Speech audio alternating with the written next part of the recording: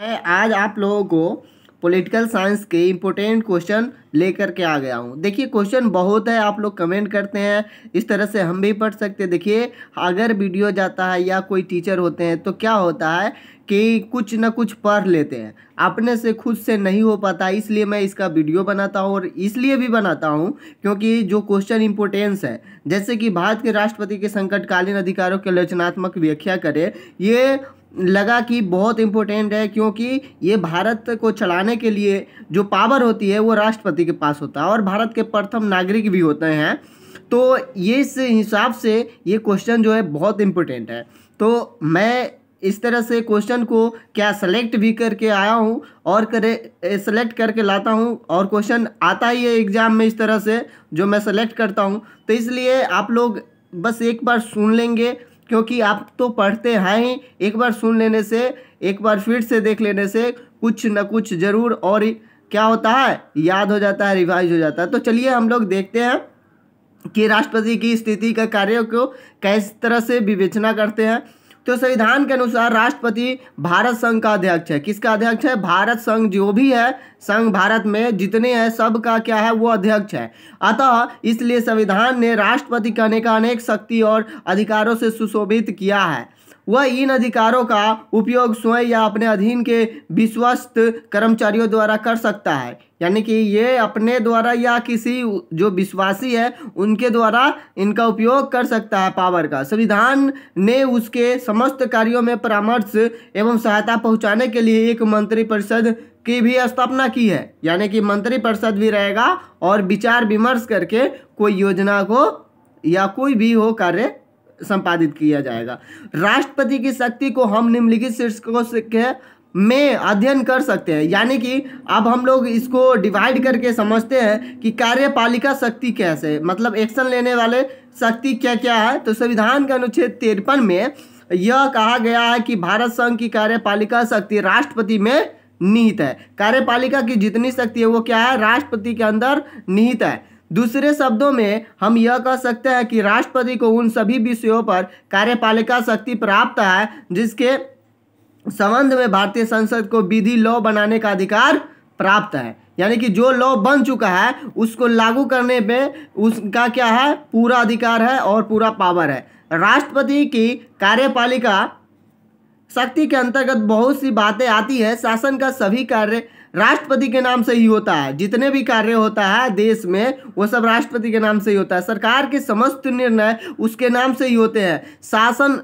को सुचारू रूप से संचालित करने के लिए नियमों का वही निर्माण करता है। वह भारत का स्थल, नभ तथा जल यानी तीनों सेनाओं का सुप्रीम कमांडर होता है, लेकिन इस शक्ति का प्रयोग वह कानून के अंतर्गत कर सकता है, यानी कि उनका भी लिमिट है, ठीक है ना।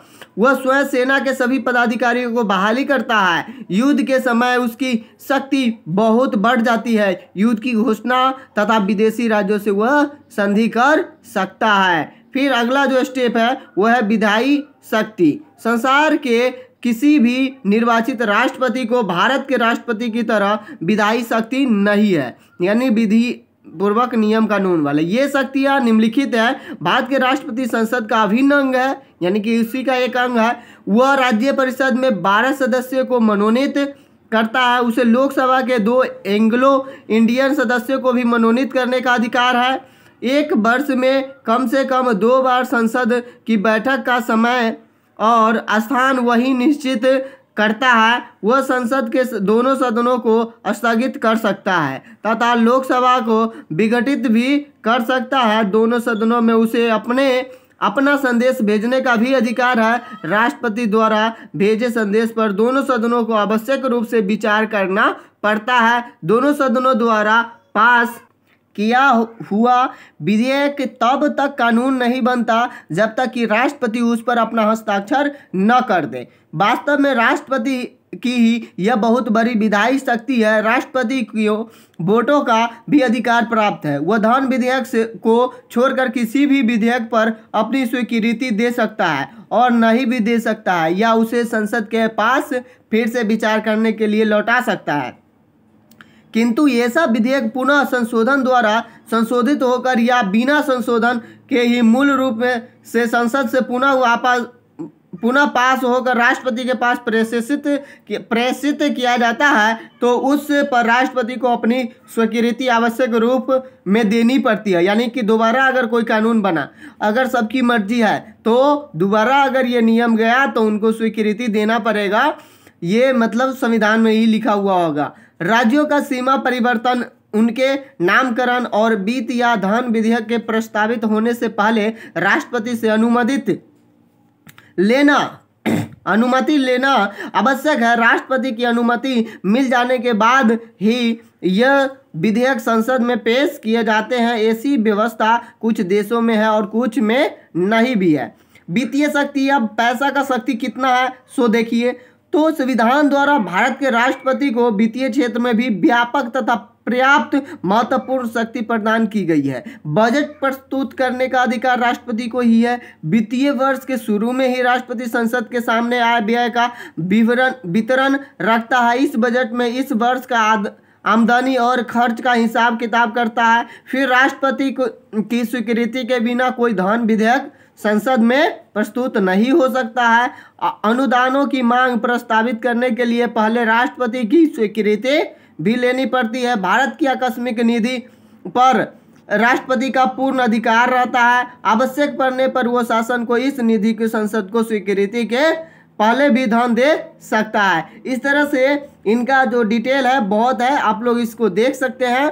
ये वीडियो लेंदी हो सकती है, इसलिए हम लोग मुद्दे पर बात करें तो मुद्दा चौथा यह है कि न्यायिक शक्ति, वो न्याय यानी अन्याय, न्याय का जो है वो कितना पार्ट वो अपने अंदर लेते हैं। तो संविधान के द्वारा भारत के राष्ट्रपति को कई महत्वपूर्ण न्यायिक शक्तियां भी प्राप्त है, जैसे उच्चतम न्यायालय और उच्च न्यायालय के जजों की नियुक्ति करने, संसद के दोनों सदनों के कहने पर उच्चतम न्यायालय के जज को पदच्युत करने, उच्च न्यायालय के जजों की संख्या निर्धारित करने, उच्च न्यायालय के मुख्य न्यायाधीश की राय से उच्च न्यायालय के जजों की बदली करने आदि की शक्ति राष्ट्रपति को है। वास्तव में राष्ट्रपति की यह शक्ति अत्यधिक महत्वपूर्ण है। संविधान के अनुच्छेद 7 के अनुसार राष्ट्रपति किसी दंडित व्यक्ति को क्षमा कर सकता है। यही मतलब जो पर्सन होते हैं वो किसी को अगर मृत्यु दंड की सजा हो तो उनको माफ कर सकता है। कौन कर सकता है? तो एक राष्ट्रपति कर सकते हैं। तो फिर हम लोग अगले कानून की बात तो हो गई। अब हम लोग न्याय के बाद अगला जो है सैनिक शक्ति अपार है, इनके पास ही सारे शक्ति होते हैं। तो संविधान के अनुसार भारत का राष्ट्रपति देश के रक्षा बलों का सर्वोच्च सेनापति होता है, पर वह सैनिक शक्तियों का प्रयोग संसद द्वारा निश्चित कानून के अनुसार ही करता है। इस क्षेत्र में संसद को भी कई महत्वपूर्ण अधिकार प्राप्त है। पूरे पावर किसमें है? राष्ट्रपति में है, परंतु इसमें क्या है कि विचार विमर्श करने की बात है। युद्ध हो या कोई भी जो हानिकारक चीज होती है वो विचार विमर्श न किया जाए तो गलत हो सकता है। तो इसीलिए संसद को निर्णय लेना जरूरी है। संसद को तीनों तरह की सेनाओं में भर्ती, सेनाओं के ट्रेनिंग, सेनाओं की देखभाल, सेनाओं के नियंत्रण और सैनिकों की नौकरी के लिए कानून निर्मित करने का अधिकार है। संसद को कानून बनाकर युद्ध की घोषणा करके और शांति की शर्त निश्चित करने का भी अधिकार है। तो इसलिए ये क्या होता है कि सभी की सहमति से होना चाहिए। राजनीतिक शक्ति क्या है? वो राजनीति में क्या कर सकते हैं? तो भारत का राष्ट्रपति राज्यों का अध्यक्ष होता है, इसलिए उसके कई राजनीतिक शक्तियां भी प्राप्त है। वो अपना परिचय पत्र देकर राजदूतों को विदेश भी भेजता है और विदेशों से आए हुए दूतों और प्रतिनिधि से परिचय पत्र प्राप्त कर उसका स्वागत करता है। वह दूसरे देशों के साथ संधि या समझौता भी करता है, लेकिन ऐसा करने से पहले उसे संसद की स्वीकृति प्राप्त करनी पड़ती है, यानी कि सभी की सहमति चाहिए। राष्ट्रपति की ये सभी अधिकार साधारणकालीन है, जिनका प्रयोग वह देश के शासन में प्रतिदिन करता है। फिर हम लोग अगर चलते हैं 7 पॉइंट पर, विशेष अधिकार क्या क्या है। भारत का राष्ट्रपति ही भारतीय संविधान के केंद्र बिंदु होता है, यानी कि संविधान जो है वही है और वही संविधान है। उसी के आधार पर संविधान द्वारा बनाई गई सारी संस्थाएं खड़ी है। इसी कारण राष्ट्रपति को अनेक व्यक्तिगत उन्मुक्ति, सार्वजनिक शक्तियां और विशेषाधिकार दिए गए हैं। अतः राष्ट्रपति शासन संबंधी कार्यों के लिए किसी भी न्यायालय के सामने उत्तरदायी नहीं है। इन कार्यों के करने के कारण उसके विरुद्ध किसी भी न्यायालय में न्यायिक कार्रवाई नहीं की जा सकती है। उसे न तो गिरफ्तार किया जा सकता है और न ही जेल भेजा जा सकता है। उसके लिए दंड विधि भी मुक्त है। उसके विरुद्ध भी वारंट भी नहीं भेजा जा सकता है, लेकिन उसके विरुद्ध दीवानी कार्यवाही की जा सकती है। इसके लिए राष्ट्रपति को 6 महीने पहले ही इसकी सूचना दी जाती है। इसके बाद सूचना मिलने पर इसकी निरर्थकता हो जाती है। यानी कि राष्ट्रपति जितना पावर होता है उतना दुनिया के किसी के पास नहीं होता है। यानी कि प्रधानमंत्री जो आप देखते हैं कि है, परंतु उनसे यानी कि मेन जो होता है वह राष्ट्रपति होता है। ठीक है, तो संकटकालीन शक्ति क्या है, अगर संकट आ जाए तो क्या कर सकते हैं। तो संविधान के भाग 18 में राष्ट्रपति के संकटकालीन शक्तियों का विशद वर्णन किया गया है। संकट के समय राष्ट्रपति को बहुत अधिकार दिए गए हैं, जिनके द्वारा वह संकटकालीन अवस्थाओं और समस्याओं का दृढ़तापूर्वक सामना करता है। संविधान के निर्माताओं में 3 असाधारण परिस्थितियों का कल्पना की है। इन्हीं तीनों परिस्थितियों के उत्पन्न होने पर उन्हें संकटकालीन की घोषणा करने का अधिकार दिया गया है। ऐसी परिस्थिति में उसका यह अधिकार बहुत ही विस्तृत हो जाता है। संकट जब आ जाता है वह इसका प्रयोग साधारण अवस्था में नहीं करता है। जब यह देख लेता है कि संकट काल आ गया है तो उसकी समुचित रक्षा के हेतु ये ऐसा करता है। साधारण परिस्थितियों में कुछ इधर उधर उलट पलट कर देने से ही काम चलता है। यानी कि अगर संकट काल आ जाए तो वह पूरी एक्शन ले सकते हैं। इसका मतलब ये हुआ कि वही देश का राजा है, वो कुछ भी कर सकते हैं। भारत के राष्ट्रपति की वास्तविक स्थिति क्या है।